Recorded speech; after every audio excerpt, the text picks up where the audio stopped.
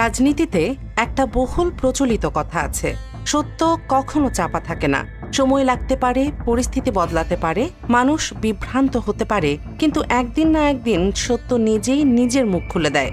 2025 সালের শেষ দিক থেকে 2026 সালের প্রথমার্ধের মধ্যে নির্বাচনের সময় নির্ধারণ করা যায়। 12 ফেব্রুয়ারির সেই বহুল আলোচিত নির্বাচনের পর থেকেই দেশের একটি বড় অংশ, বিশেষ করে বাংলাদেশ জামায়াতে ইসলামী এবং এনসিপি, একটি বিষয় বারবার বলে আসছিল, এই নির্বাচন ছিল না কোনো স্বাভাবিক গণতান্ত্রিক নির্বাচন।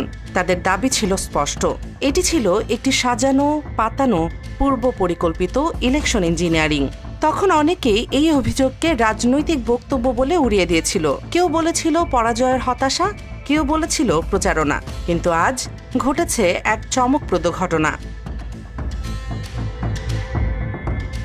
খোদ জাতীয় সংসদের ভেতরে দাঁড়িয়ে বর্তমান বিএনপি সরকারের একজন প্রতিমন্ত্রী শাহে আলম এমন একটি কথা বলেছেন যা পুরো দেশের রাজনৈতিক সমীকরণকে কাঁপিয়ে দিয়েছে।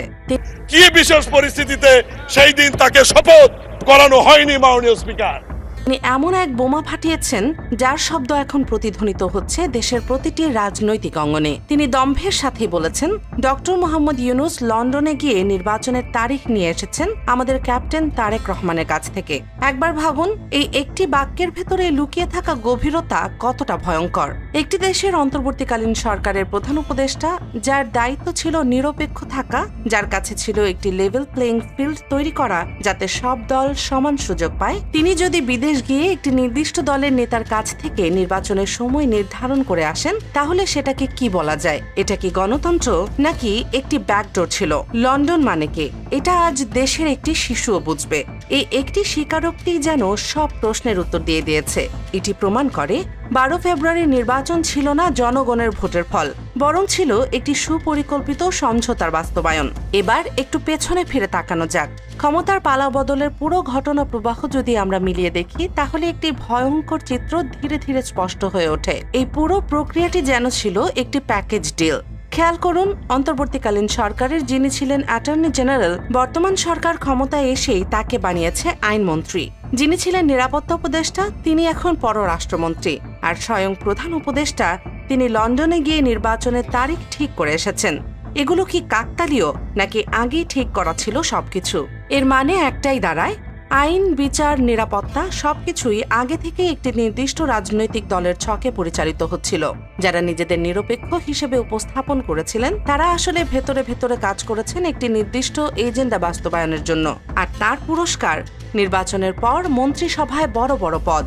যে গাং পার হইলে মাঝি কোন দুলা ভাই, ছাত্ররা, আপনাদের নেতাকর্মীরা।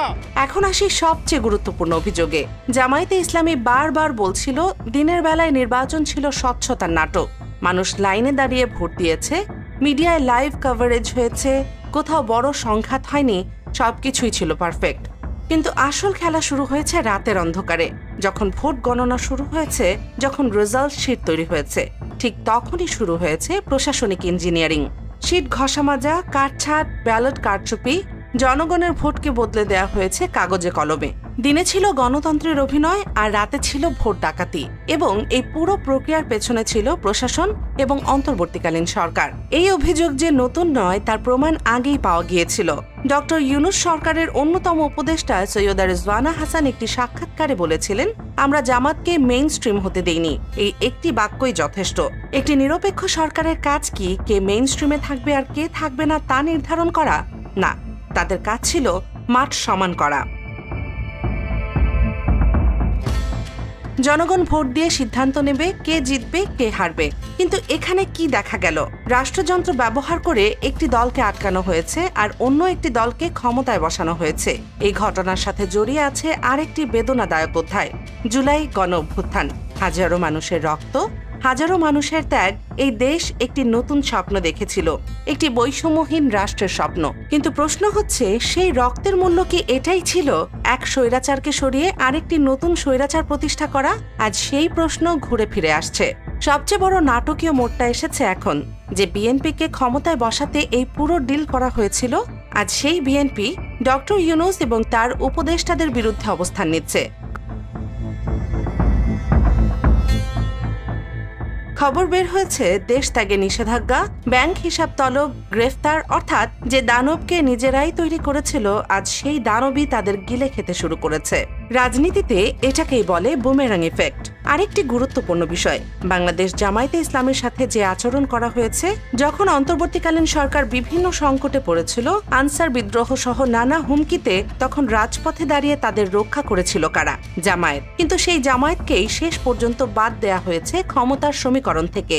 এটাই কি কৃতজ্ঞতা নাকি চরম রাজনৈতিক বেইমানি? আজ শাহে আলমের বক্তব্য শুধু একটি রাজনৈতিক মন্তব্য নয়, এটি 2026 সালের নির্বাচনের সবচেয়ে বড় স্বীকারোক্তি। এটি যেন একটি কনফেশন, যা পুরো ঘটনাকে নতুনভাবে দেখতে বাধ্য করছে। এখন প্রশ্ন হচ্ছে, এই স্বীকারোক্তির পর বর্তমান সরকারের নৈতিক ভিত্তি কোথায় দাঁড়ায়? আইনি ভিত্তি বা কতটা শক্ত?